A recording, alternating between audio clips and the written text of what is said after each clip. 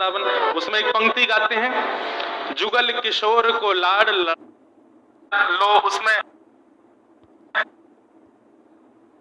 हमारे वृंदावन की एक घटना है। वृंदावन में एक संत हुए श्री हरिराम व्यास जी,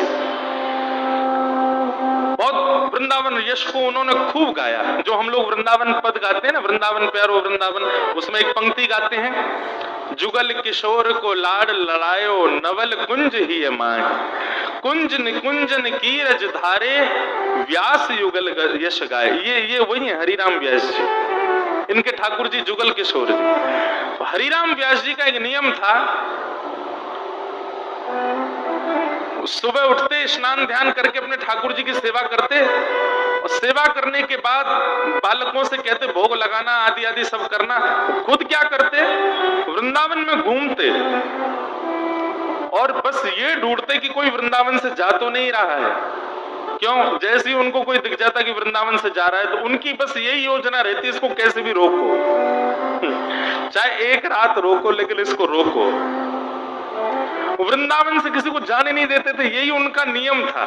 क्या अद्भुत नियम है। तो श्री हरिराम व्यास जी,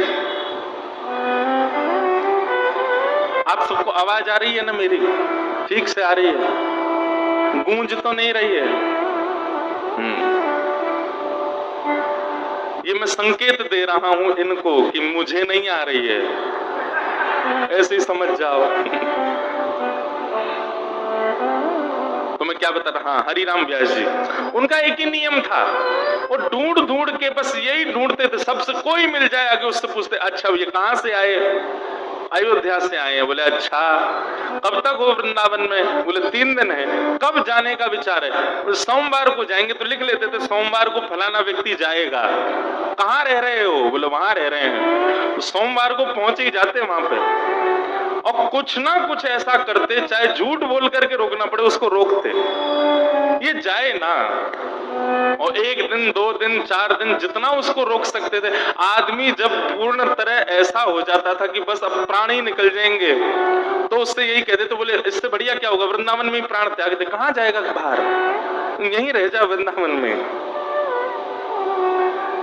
हमारे वृंदावन शतक में कहते हैं, भ्रातः तिष्ठ टले टले विटपिनाम ग्रामेषु भिक्षामटः स्वच्छंदम पिबयामुनम जलमलम चीराणि कंथाम कुरु सम्मानम कलयाति घोरगरलम नीचपुमानम क्षुधा श्री राधा मुरली रवो ब्रज सखे वृंदावनम मात्यज। वृंदावन शतक कहता है, चाहे कुछ हो जाए वृंदावन को मत छोड़ो कभी। आप कहोगे महाराज जी उल्लासनगर में हमारे घर हैं, बंगले हैं, व्यापार है, और आप कह रहे हो वृंदावन मत छोड़ो। भाई देखो, तन तो दुनिया भी छोड़ देगा, तन की बात ही नहीं होती। इस व्यास मंच से तन के लिए कोई बात नहीं होती है। यहाँ सारी बातें मन की हो रही हैं। तन से भले ही हमारा वृंदावन छूटे, पर मन से कभी ना छूटे। मन सदा वृंदावन में रहे, ये बात कही जा रही है।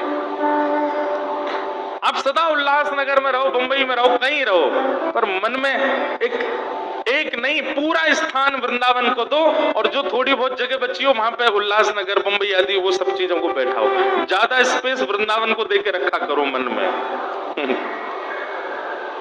मैं भी हरिराम व्यास जी की तरह हो रहा हूं, जितना ज्यादा हो सके सब वृंदावन में ही रहो, मन से रहो। तो श्री हरिराम व्यास जी ने एक बार क्या किया,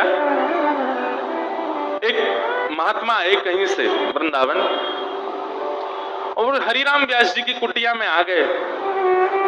हरिराम व्यास जी ने उनको भोजन प्रसाद पवाया।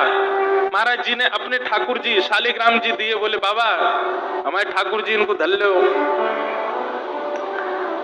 हरिराम व्यास जी ने उनको जुगल किशोर जी के पास विराजमान कर दिया। हरिराम व्यास जी ने पूछा जाओगे कब वापस? बोले मैं तो 4 दिन बाद चला जाऊंगा। बोले अरे राम राम राम राम, कर्म फूटते हैं तब वृंदावन छोड़ के जाता है कोई। अरे वृंदावन क्यों छोड़ना? वृंदावन आने का मतलब श्री जी ने पकड़ के बुलाया है। अब श्री जी तो कभी नहीं चाहेंगे कि तुम हाथ छुड़ा के जाओ, तुम्हारी ही ज्यादा इच्छा हो रही है, इसलिए श्री जी का हाथ छुड़ा के जा रहे हो। कितने बड़े अपराधी हो, श्री जी का हाथ छोड़ के जा रहे हो। 4 दिन बाद वो महात्मा कहने लगा मेरे ठाकुर जी दे दो, मुझे जाना है। हरिराम व्यास जी बोले अरे भैया यहीं रुक जा, कहाँ जाएगा? नहीं नहीं नहीं मुझे जाना है। तो हरिराम व्यास जी 1-2 दिन तो ऐसे ही निकाल दिए कि ठाकुर जी मिल नहीं रहे। अरे पता नहीं तुम्हारे ठाकुर जी कहाँ चले गए। अरे नहीं नहीं आज मुहूर्त अच्छा नहीं, आज मत जाओ, कल चले जाना। तो अगले दिन बोले अरे अरे आज तो जुगल किशोर जी का उत्सव है, जबकि कोई उत्सव नहीं होता था, जबरदस्ती उत्सव रख लेते थे। आज तो उत्सव है, आज तो तुम जा ही नहीं सकते। अगले दिन कहते, अब रात भर हरिराम व्यास जी ये सोचते कल चला जाएगा, कल क्या करूं कि रुक जाए। दूसरे दिन संतों को निमंत्रण दिया, तो आज तो संतों का भोजन है हमारे, आज कैसे चले जाओगे तुम, मैं अकेला थोड़ी परोसूंगा, चलो परोसवाओ मेरे साथ। ऐसे कर करके 10 दिन बेचारे को रोक लिया। अब वो व्यक्ति सोचे मैं कैसे भागूं यहां से। हरिराम व्यास जी की योजना यही लगी रहती, इसी में ही धन खर्च कर देते कि कोई वृंदावन छोड़ के ना जाए। व्यक्ति पीछे पड़ गया, बोले मुझे जाने दो, मुझे जाना है, मेरे बहुत काम है आगे। हरिराम व्यास जी बोले तुम ऐसे नहीं मानोगे, सारे हमने तरीके अपना लिए फिर भी वृंदावन नहीं रोक रहे हो, ठीक है चले जाओ, चलो क्या करना है? बोले मेरे ठाकुर जी दे दो। तो जुगल किशोर जी के पास में ठाकुर जी उनके शालिग्राम जी रखे थे डिब्बा में, तो शालिग्राम जी तो नीचे धर दिए, खाली डिब्बा में एक चिड़िया का बच्चा पकड़ करके बंद करके दे दिया। बोले लो ले जाओ अपने ठाकुर जी। उसको लगा कि ठाकुर जी मिल गए। सुनो, जाते जाते जमुना जी स्नान करके जाना और ठाकुर जी को भी स्नान करा देना। तो ठीक है, जमुना जी गया, जैसे ही जमुना जी में स्नान किया, बोले अरे ठाकुर जी को स्नान कराऊं। डिब्बा खोला ठाकुर जी का, सोईवा में से तो चिड़िया उड़ करके भाग गई। अब वो मन में क्या सोचे, ओहो ठाकुर जी उड़ करके चले गए। हरिराम व्यास जी कह रहे थे वृंदावन छोड़ करके मत जाओ, मैंने तो उनकी बात मानी नहीं, पर उन्होंने ठाकुर जी को वृंदावन का चस्का लगा दिया। और वृंदावन देखो, वृंदावन से जाने की बात सुनते ठाकुर जी उड़ के चले गए। रोते रोते हरिराम व्यास जी के पास गए, बोले मेरे ठाकुर जी उड़ गए आकाश में। हरिराम व्यास जी बोले रुक जाओ मैं अभी देखता हूं। अंदर वहीं रखे थे ठाकुर जी, दिए कहां थे, पीछे छुपा दिए थे ठाकुर जी के। भीतर गए और भीतर जाकर के जुगल किशोर जी के पीछे हाथ ऐसे किया और ये रहे तुम्हारे ठाकुर, देखो उड़ करके यहाँ आके बैठ गए। अब भैया तुम वृंदावन छोड़ के मत जाओ, तुम्हारे ठाकुर जी जाना नहीं चाहते। और उस व्यक्ति को अखंड ब्रजवासी बना दिया। हरिराम व्यास जी खुश हो जाते, मिशन सक्सेसफुल। उनका एक ही मिशन है कि सब वृंदावन में बस जाओ। हरिराम व्यास जी का एक बहुत सुंदर पद है, हरि हम कब होंगे ब्रजवासी, हरि हम कब होंगे ब्रजवासी, हरि हम कब होंगे ब्रजवासी। ने गावे को मन करे ऐसे तो कर दो। हे ठाकुर नंद किशोर हमारे, ठाकुर नंद किशोर, ठाकुर नंद किशोर हमारे, ठाकुर नंद किशोर और ठाकुरानी राधासी, और ठाकुरानी राधासी, और ठाकुरानी राधासी, और ठाकुरानी राधासी। हरि हम कब होंगे ब्रजवासी, हरि हम कब होंगे ब्रजवासी, हरि हम कब होंगे ब्रजवासी, हरि हम कब होंगे ब्रजवासी। कल गाएंगे पूरा, थोड़ा और अच्छा हो जाएगा माइक।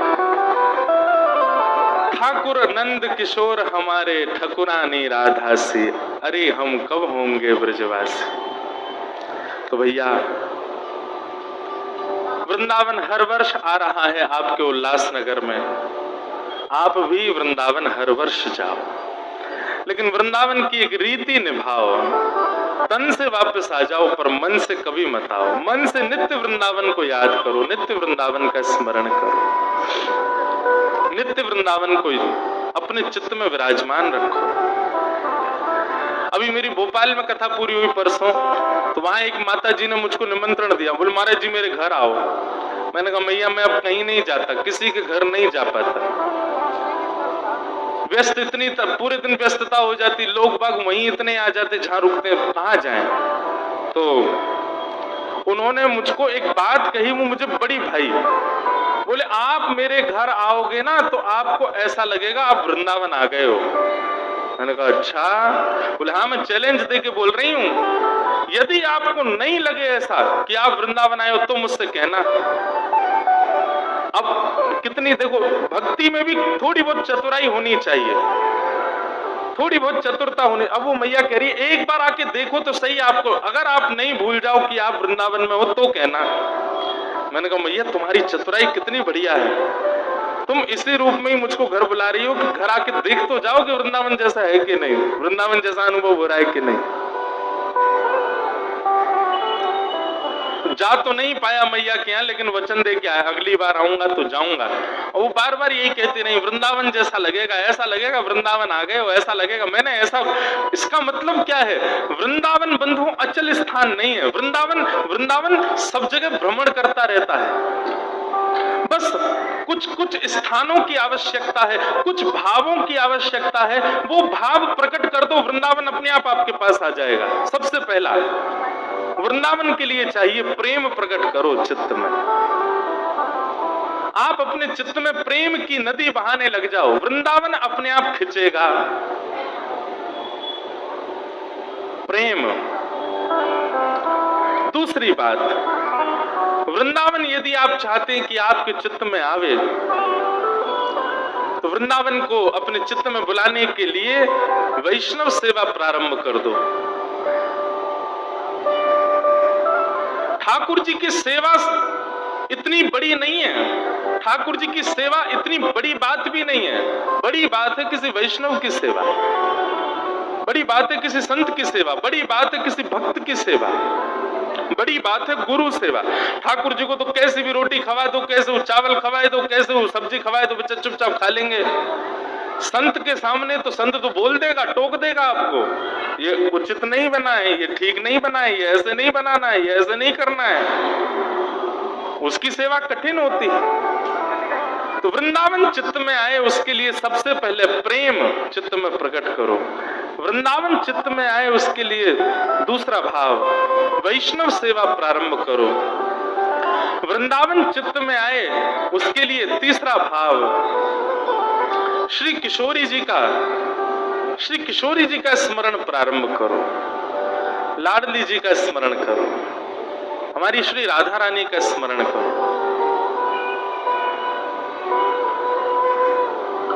वृंदावन चित्त में आएगा तो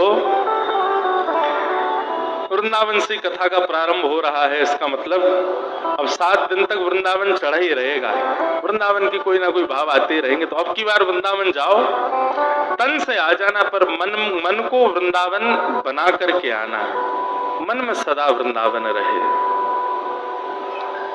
आइए आज प्रथम दिन है कथा का, कथा प्रारंभ करें, महात्मा में हम लोग प्रवेश करें, थोड़ी बहुत देर चर्चा करेंगे, फिर उसके बाद कल ठीक 6 बजे 5:30 बजे, हाँ 5:30 बजे से कथा प्रारंभ कर देंगे, ताकि आप सबको भी सुख लगे, आनंद से कथा का भाव रहे।